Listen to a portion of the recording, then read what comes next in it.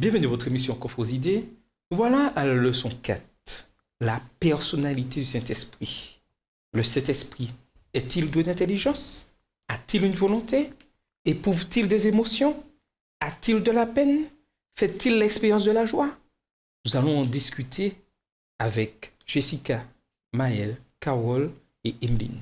Nous allons demander à Maëlle de nous faire la prière. On est qui la tête. Notre Père Céleste, merci pour cette étude que tu nous permets d'avoir, de nous permettre de comprendre qui tu es et le rôle de cet esprit dans notre vie. Aide-nous, Seigneur, et accorde-nous ton cet esprit afin que nous puissions comprendre ce que tu as en réserve pour nous et que nous puissions t'accepter et te rendre gloire dans toutes nos actions. Nous prions ton Fils Jésus pour ta gloire. Amen. Amen. Le Saint-Esprit est souvent représenté sous forme de colombe. Vous avez entendu déjà parler. Une simple colombe. Mais peut-on parler de personnalité du Saint-Esprit, d'après vous? Quelle est ta belle personnalité? C'est-à-dire, le Saint-Esprit ressent-il des émotions? A-t-il des émotions? Mais oui. Jésus a dit n'attristez pas le Saint-Esprit. Donc, si je peux attrister, c'est que le Saint-Esprit ressent des émotions. Oui. Mais si, je ne suis pas moi, si cet esprit c'est Dieu, ben, Dieu pleura, non? Non, c'est pas ça? Jésus pleura, pardon. Jésus pleura. Je ne sais pas. Je n'ai aucune réponse à cette question. De toutes les façons, cette Trinité a des émotions. Donc forcément, le Saint-Esprit fait partie de cette Trinité, donc forcément, il a des émotions. Lorsque nous avons décidé de nous laisser diriger par le Saint-Esprit, est-ce que tout est facile? Non, mais pas du tout. Pourquoi? Parce que faut déjà être d'accord avec le Saint-Esprit selon la situation. Et pourquoi ce n'est pas facile? Parce que les épreuves, parfois, déjà, elles sont difficiles. Donc, si on essaie de trouver une échappatoire et que l'épreuve en elle-même est difficile et que l'échappatoire en question, c'était la voie facile et le Saint-Esprit te dit non, reste sur le chemin dont tu te trouves pour justement t'affermir et exceller. Alors. Et puis, c'est pas évident aussi, tout simplement parce qu'il y a l'humain qui est toujours là pour se frotter au divin. L'Esprit Saint, normalement, doit nous mener sur un chemin de spiritualité. Comme on a vu, c'est d'ailleurs le titre de notre questionnaire ce trimestre. Mais il y a l'humain, en quelque part, qui est toujours là pour pouvoir contrebalancer et faire ses propres affaires. Donc, c'est difficile parce que on doit constamment faire... Il y a toujours un choc entre le bien, le mal, l'humain, le divin, et donc forcément, ça se frotte. Mais il faut toujours qu'on arrive à laisser l'esprit prendre le dessus, et c'est là que ça devient compliqué. Nous avons l'exemple de Jésus. Lorsqu'il fut baptisé, qu'est-ce qui s'est passé? L'esprit vint sur lui sous la forme d'une colombe. Sous la forme d'une colombe. Et il fut baptisé. Et ensuite, qu'est-ce que nous dit Matthieu 4, verset 1? Alors Jésus fut emmené par l'esprit dans le désert pour être tenté par le diable. L'esprit emmena Jésus dans le désert pour être tenté. La tentation, est-ce que c'est quelque chose de facile? Non. Et comme disait tout à l'heure Jessica, des fois, l'esprit nous dirige dans des directions où les choses ne seront pas faciles. Mais dans quel but? De nous raffermir. De nous raffermir. Non, mais si on a compris, il me semble qu'on a dit tout à l'heure, je ne dis pas que c'est facile. Hein, Ah bon? On a dit que cet esprit nous inspire quoi dire, quoi faire, etc. Donc peut-être que toutes les réponses que Jésus a dit, c'est cet esprit qui l'a Tout à fait. dicté quoi dire ou inspiré quoi répondre au diable. Donc je ne dis pas que c'est facile, hein, peut-être que... Voilà, c'est ça. Mais il était humain. Oui, il était humain. Ah oui, mais c'est pas facile. Donc, mais tout ceci, dans quel but tout ceci, dans quel but l'esprit influença Jésus à aller dans le désert? Pour la glorification. Pour la glorification de Dieu. Et tout à fait. C'est-à-dire que le Saint-Esprit va nous diriger dans des zones où nous ne voyons pas la fin.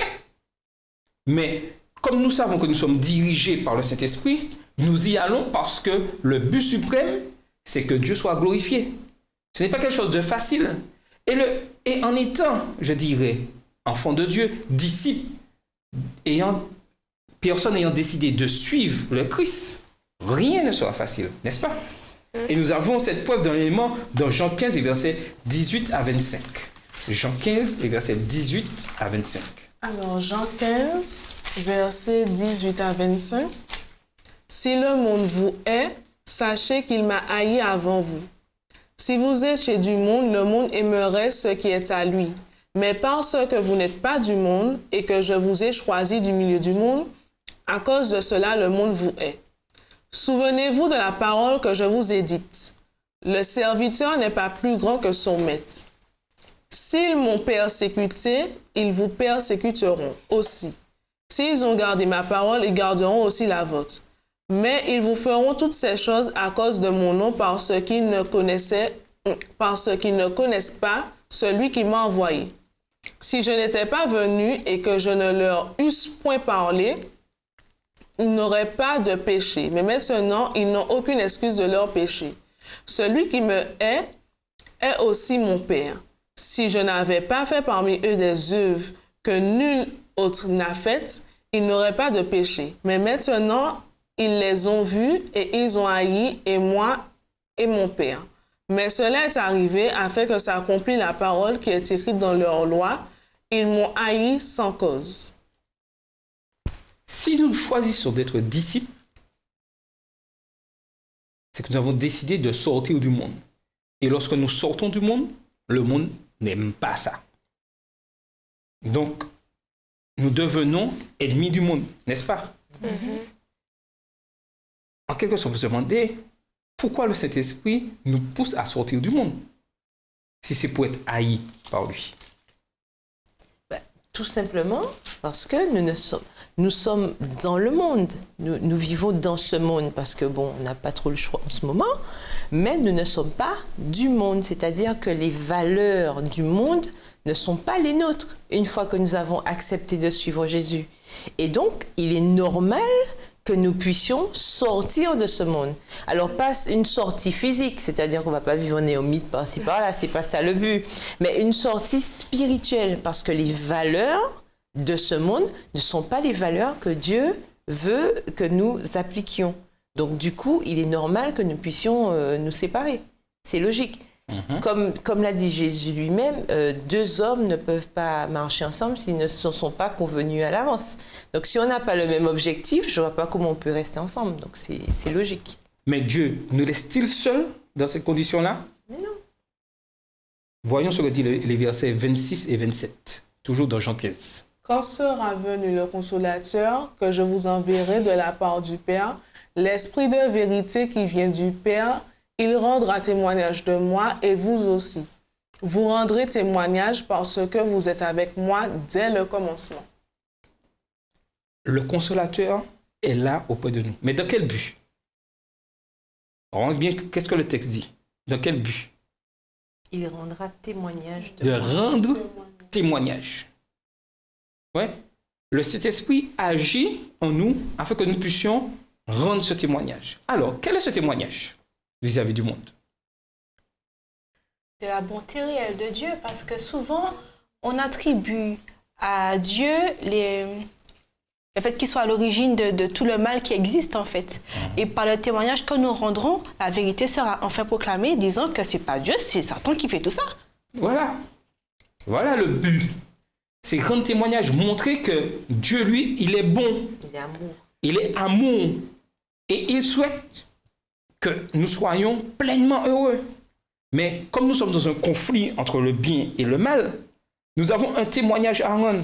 Montrer que malgré les difficultés, malgré le fait que le monde nous hait, malgré qu'on cherche par jalousie, par envie à nous détruire, l'Esprit de Dieu qui agit en nous, nous permet de tenir ferme et de rendre un bon témoignage.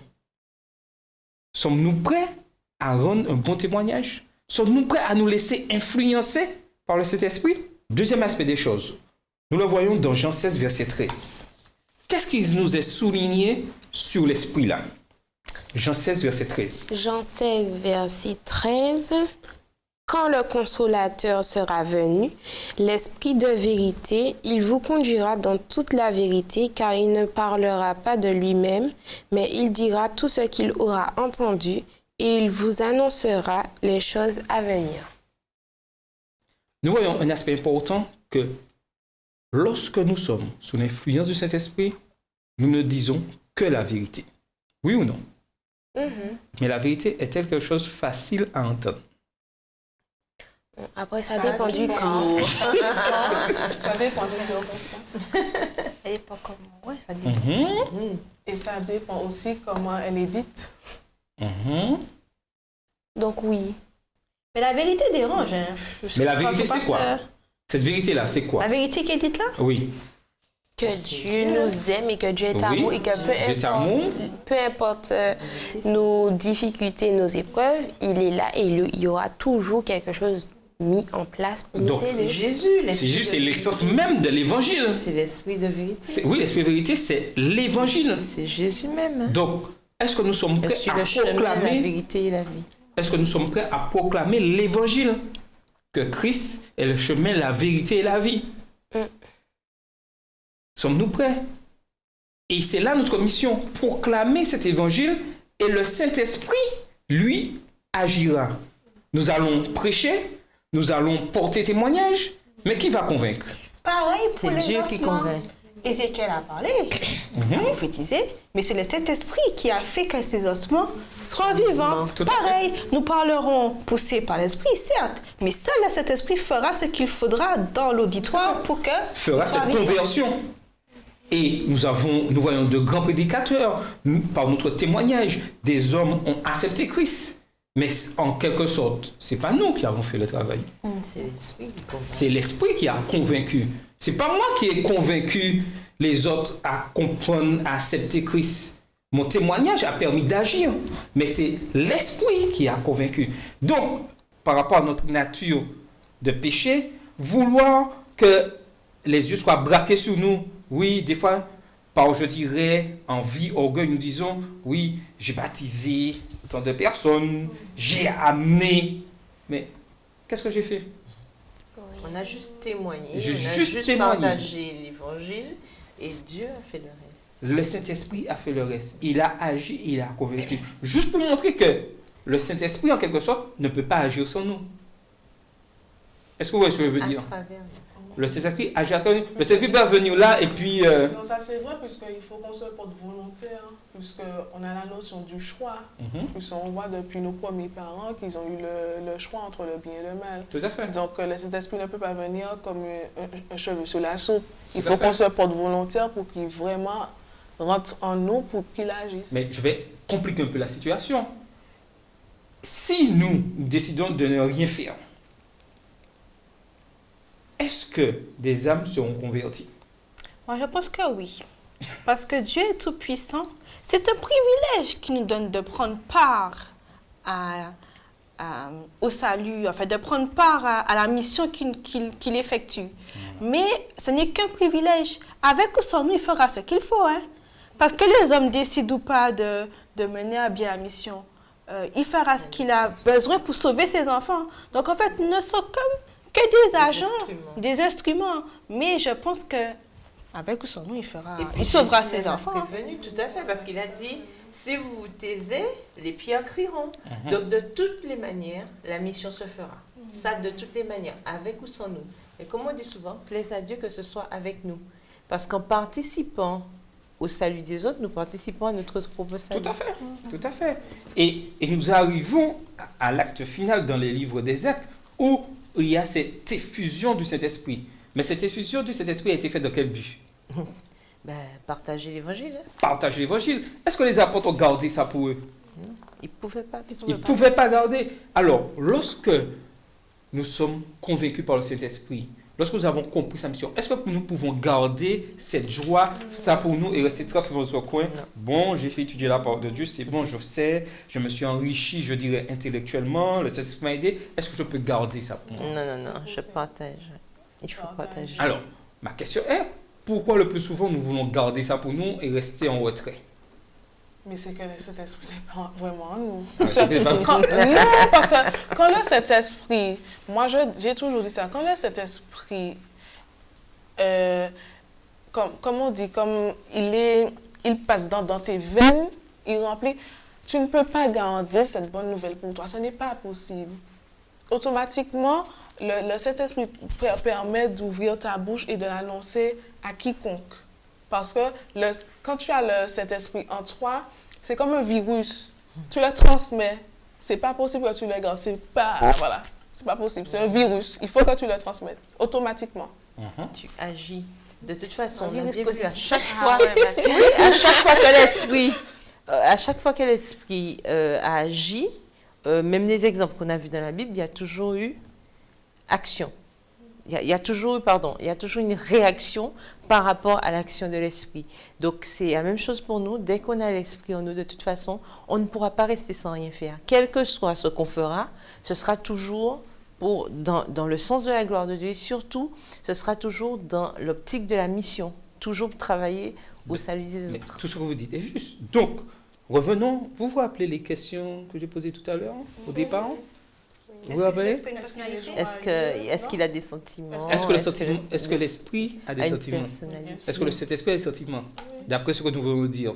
Bien sûr. Oui, puisque s'il agit par rapport à nous, s'il a des sentiments, est-il doué d'intelligence? Mais bien Ah, sûr. plus que jamais. Plus que jamais, puisque Parce que le il- Saint-Esprit, c'est Dieu. Et Dieu d'intelligence. Et il agit en fonction de chacun de nous. Il agit en Donc, chacun c'est de nous. qu'il est intelligent. La manière que lui a agi avec Jessica, Maëlle, Carole, Emeline et moi, ça fait déjà 5 actions différentes.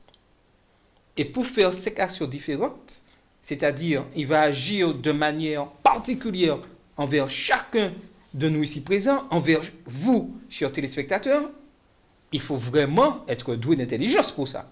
Oui ou non? C'est pas quelque chose, c'est quelque chose qui nous dépasse. Donc nous pouvons dire ça. A-t-il une volonté? Bien sûr. Eh, la volonté de Il convaincre. veut nous convaincre. Il veut nous convaincre. Et puis il veut nous voir au ciel aussi. Il veut nous Voilà. voilà. Donc, Éprouve-t-il des émotions? Oui. Lorsqu'il voit que nous faisons le contraire, il est triste. Il est triste. Il insiste. Et ça, nous verrons ça dans d'autres leçons. A-t-il de la peine? lorsqu'un est-ce que nous enfant le peinons refuse souvent? de- Ah ben oui. Nous peinons souvent le Saint-Esprit. Oui.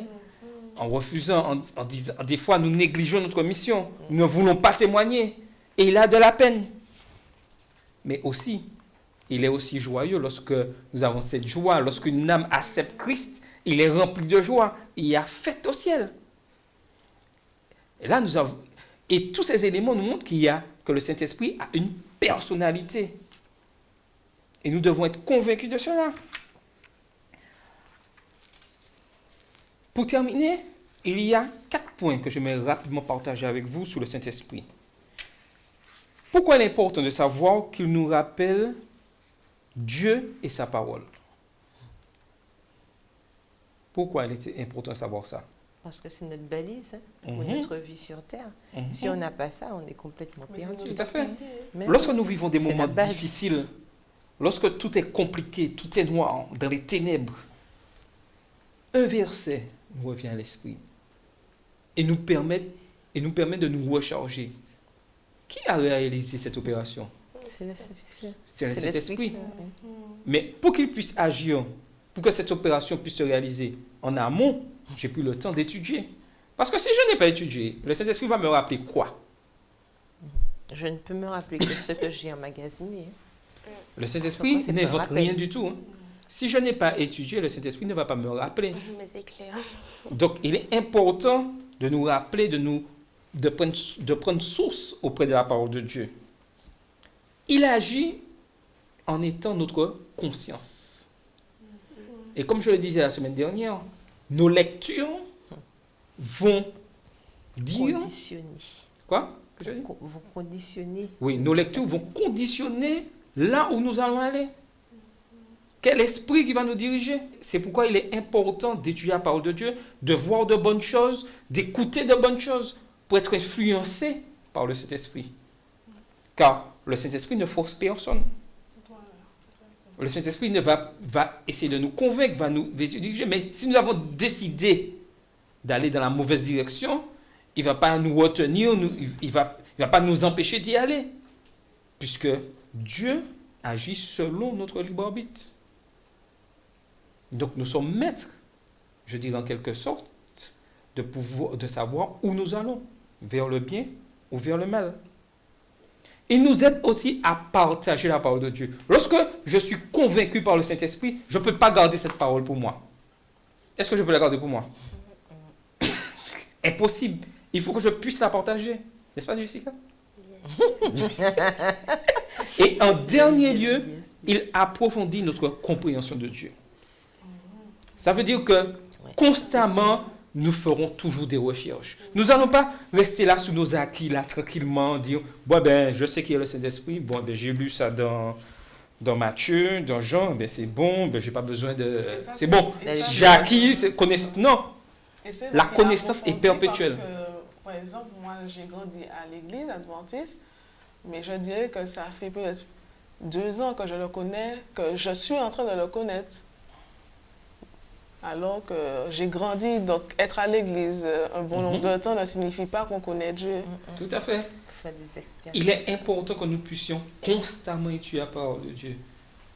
Mais plus nous allons approfondir, ça vous t'interrompre, plus nous allons approfondir notre connaissance de Dieu, et plus nous allons comprendre ce qu'il attend de nous, et puis aussi, et plus nous serons attirés vers cette vie spirituelle qu'il nous demande d'avoir. C'est ça, puisque c'est là que nous allons progresser quand on parle d'aller de sanctification en sanctification, que c'est l'œuvre de toute une vie, mais justement, ça nous montre bien que nous ne pouvons pas rester sous nos lauriers. Il nous faut progresser chaque jour parce qu'il ne faut pas oublier que l'autre à côté, il ne dort pas. Donc, il va continuer à nous piquer, et plus on emmagasine, justement, plus on va à la pompe spirituelle qu'est Dieu, à travers sa parole, à travers les expériences, ben plus on aura suffisamment de fuel, comme on dit, d'essence, plus on aura des sens pour pouvoir aller plus loin et arriver au but final. Tout à fait. Important. Et comme dans Ézéchiel 37, les eaux sont devenues actifs par le souffle du Saint-Esprit, nous ne pouvons pas rester inactifs. Nous ne pouvons pas rester assis là à ne rien faire. Nous avons une mission. Vous ici présents, vous chers téléspectateurs, nous avons une mission à accomplir par notre témoignage, à montrer que Dieu existe, que son Saint-Esprit agit en nous, dans le but de glorifier Dieu et que tous puissent être sauvés. C'est là notre mission. Et le Saint-Esprit nous aide à accomplir cette mission. La personnalité du Saint-Esprit nous permet d'avoir ces moments de joie, ces moments de partage, de peine et de joie, mais ces moments de partage dans un seul but, glorifier Dieu. Qu'au cours de cette semaine, nous prenons le temps de comprendre cette personnalité, son but dans nos vies, dans la vie des autres, et que ensemble nous puissions toujours travailler ensemble, aller de l'avant et toujours rendre gloire à Dieu. C'était votre émission Coffres aux idées.